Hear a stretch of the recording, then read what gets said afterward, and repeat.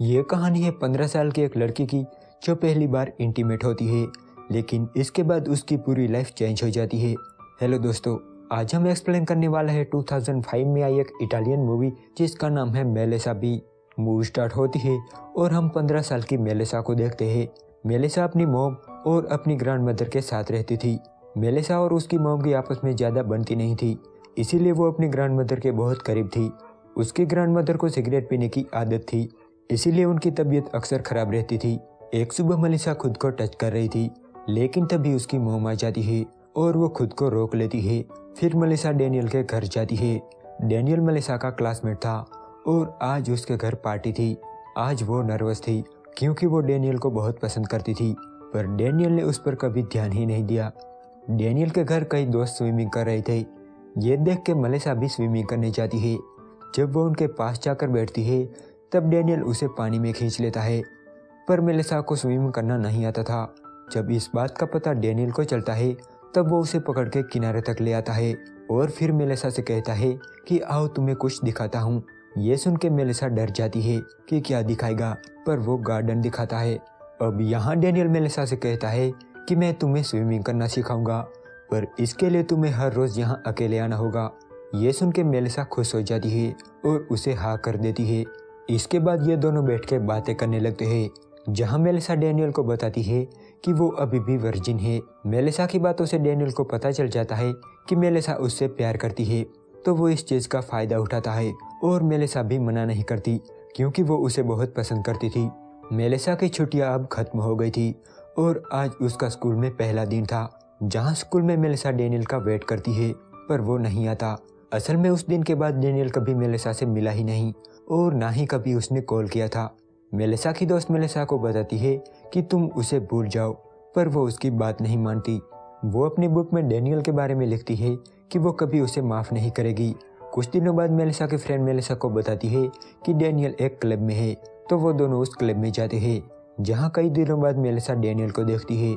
Daniel भी उसे देख लेता है और उसके पास आता है, जहाँ वो उसे कहता है कि अब तुम काफ़ी बड़ी हो गई हो। इसके बाद वो उसे ड्रिंक ऑफर करता है। तभी वहाँ डैनियल का एक दोस्त आता है और वो मेलिसा की तारीफ करने लगता है। ये सुन के डैनियल भी मेलिसा की तरफ अट्रैक्ट हो जाता है और उसे कहता है कि वो उसे अकेले में बात करना चाहता है, तो मेलिसा भी उसके साथ चली जाती है। डैनियल उसे अपने घर ले जाता है, जहाँ वो दोनों इंटीमेट होते हैं। मेलिसा कहती है कि वो उसे प्यार करती है, लेकिन डैनियल उसे कहता है कि तुम पागल हो क्या। दरअसल डैनियल बस उसका फ़ायदा उठाना चाहता था। इस इंसिडेंट के बाद मेलिसा पूरी तरह से बदल जाती है। डैनियल ने उसे बहुत हर्ट किया था, इसीलिए वो डिसाइड करती है कि वो भी लोगों के साथ ठीक ऐसा ही करेगी। वो खुद से वादा करती है कि अब वो भी किसी के फीलिंग्स के बारे में नहीं सोचेगी। अब इसके बाद मेलिसा की ग्रैंड मदर की तबीयत अचानक खराब हो जाती है, इसीलिए मेलिसा की मॉम उन्हें हॉस्पिटल में एडमिट कराना चाहती थी, पर यह मेलिसा को गलत लग रहा था। उसे लग रहा था कि उसकी मॉम उसे उसकी ग्रैंड मदर से दूर करना चाहती है। इस बात पर मेलिसा और उसकी मॉम की बहस हो जाती है।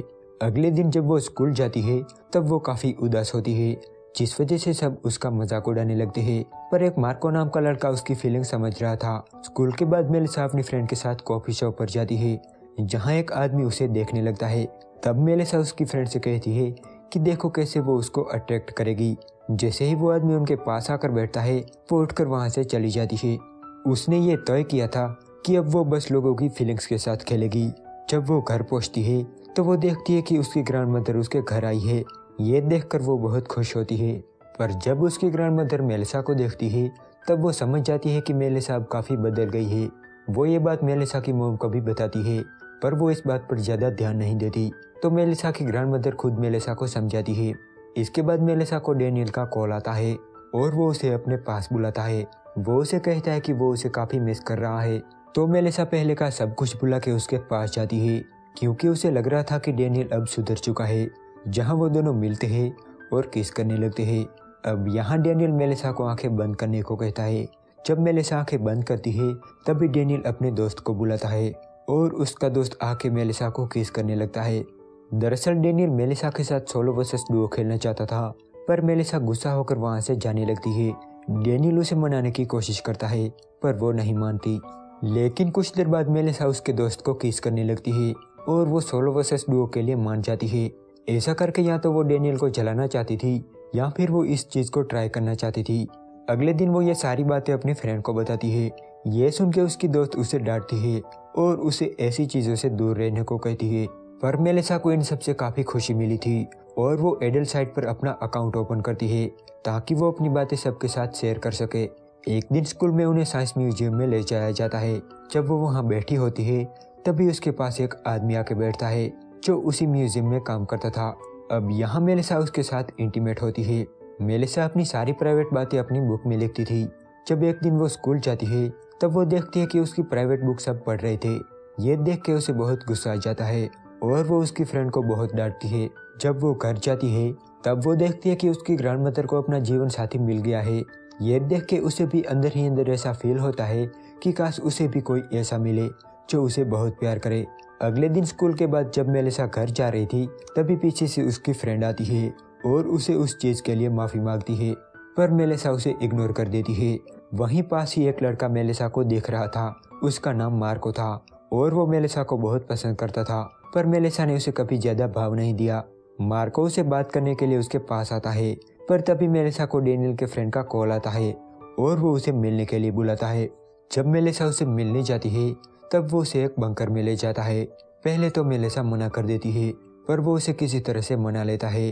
वो उसकी आंखों पर पट्टी बांध के उसे बंकर के अंदर ले जाता है जहां और भी लड़के थे। वो सभी मेलिसा को किस करने लगते हैं। मेलिसा भी उन्हें मना नहीं करती और सबके साथ एक के बाद एक इंटीमेट होती है। ये सभी वही लड़के थे जो उस दिन डेनियल के स्विमिंग पूल में थे। जब वो स्कूल जाती है तब सभी स्टूडेंट उसे ही देखने लगते हैं और उसका मजाक उड़ाने लगते हैं, पर मेलिसा अंदर ही अंदर सोचती है कि जो उसने किया है उसे उस बात का कोई पछतावा नहीं है और वही सही है। एक दिन मेलिसा की मॉम मेलिसा के कमरे में जाती है जहां वो उसकी डायरी पढ़ लेती है और इसके बाद वो मेलिसा के बारे में सब कुछ जान गई थी। वो मेलिसा को कॉल करती है पर वो कॉल नहीं उठा रही थी। दरअसल वो एक आदमी के घर गई हुई थी। मेलिसा की मॉम ये बात मेलिसा की ग्रैंडमदर को बतानी चाहती है, पर वहाँ जाके उसे पता चलता है कि वो अब इस दुनिया में नहीं रही। ये सुन के उसे बहुत हर्ट होता है। जब मेलिसा वापस आती है तब उसकी मॉम उसे उस डायरी के बारे में पूछती है। तब मेलिसा कहती है कि हाँ ये सब सच है। ये सुन के उसकी मॉम को बहुत हर्ट होता है। उसे अब पछतावा हो रहा था कि वो उसका ख्याल नहीं रख पाई। वो उससे माफ़ी भी मांगती है। तो वहीं दूसरी तरफ मेलिसा को भी अब गिल्टी फील होता है और वहीं से वो अपनी गंदी आदतों को छोड़ने का फैसला करती है।